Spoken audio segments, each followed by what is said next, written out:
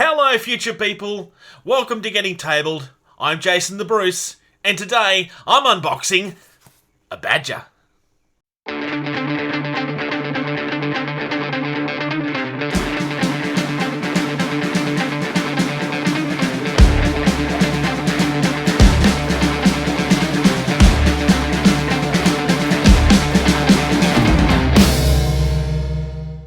So the keen eye among you may have noticed that a Badger's never going to fit in here.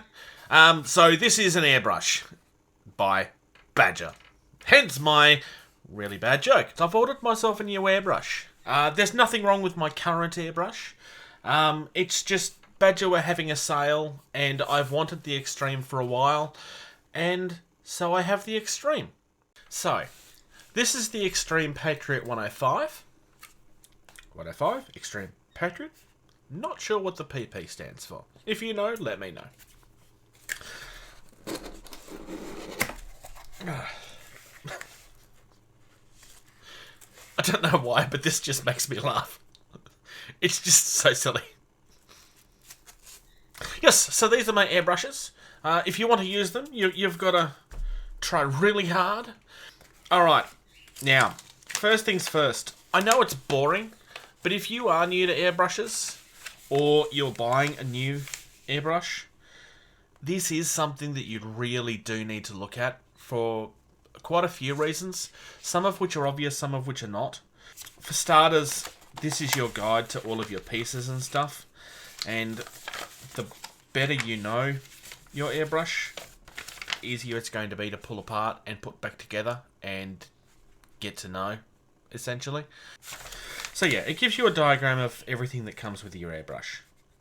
So that if you need to order something, you can, because there are pieces to an airbrush that need to be replaced occasionally. It's just a fact of life.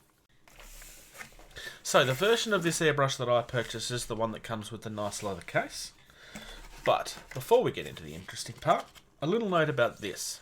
If you purchase a Badger airbrush and need to get something fixed, you don't return it to the seller. You deal with Badger directly. They will fix it for you. There's multiple different ways that you can contact them. They even tell it to you on both sides of it. I just think this is worth pointing out because it's something that Badger do push quite heavily, and it's something that not all companies do. It's a very big point of difference. Badger actually do all of their own manufacturing and stuff. It's not a company that rebrands things. They actually create their own product. So it's definitely worth dealing directly with them. Because A, it means that you're dealing with the people that's going to fix it. And B, it saves stressing out the shop that you bought it from. So this is obviously the exciting part. This is the cap that goes over the top of there. And given that that's the only exciting part, clearly that's the end. No. That is a bigger version of this if you don't like the small one. So, this is a dual action airbrush. If you're purchasing an airbrush, you definitely want a dual action. Dual action is because you press down for the air and then you pull back for the paint. Obviously you wouldn't do that with the cap still on.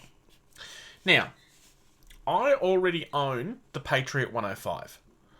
This particular airbrush is not one that I would recommend for a beginner. I would recommend that you get the standard Patriot 105.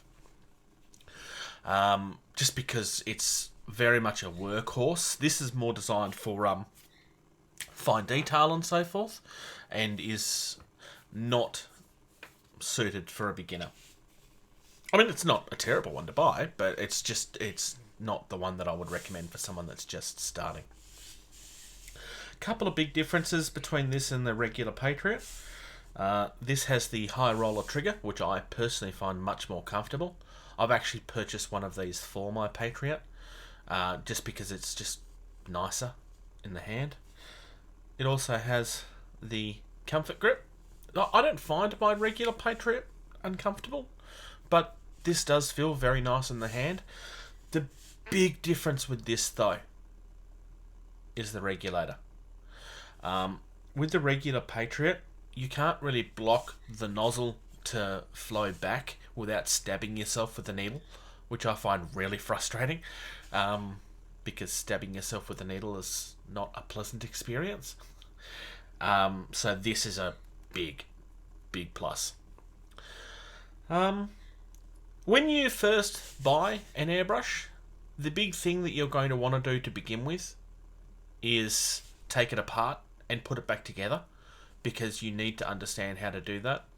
Realistically, you probably don't need to understand how to take your air gauge apart, but you do need to understand how this all comes apart, because every airbrush is a little bit different, and you need to be confident enough that you're going to be able to do this for when you're cleaning it, because cleaning it is very important. Couple of things. You want to be careful with this. It is very small and fine and very easy to bend, and you don't want to be bending it. You also don't want to be bending that, because if you bend your needle, you're going to screw your airbrush. You can buy replacement needles for your name brand airbrushes, and that's the big thing here. You don't have to buy a name brand brush when you're buying an airbrush for the first time, but the really difficult part for most of the generic ones is getting parts for them is practically impossible. With the big companies like Badger and Pash, etc., that didn't break. It's because I was unscrewing it earlier. Badger, Pash, Iwata, Heiden, Stettenberg, or whatever they're called, stand back.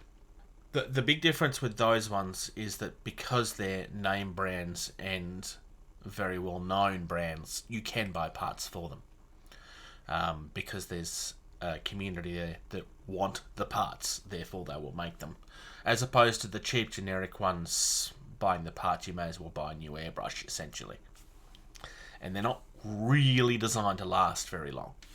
Whereas my Patriot I've had for maybe almost 5 years, and it's never done me wrong. Thank you very much for checking out this video.